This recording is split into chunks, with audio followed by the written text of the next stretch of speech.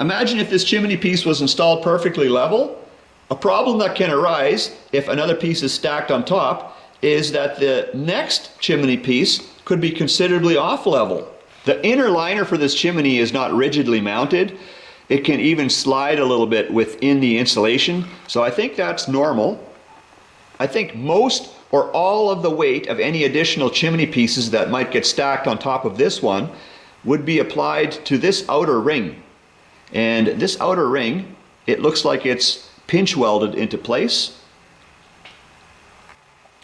Where the problem is coming from, in my view and in my experience, is that a lot of these chimney pieces have these outer rings pinch welded in place crooked. So here on this side, it's measuring at about 34 3/4 to the top of that ring.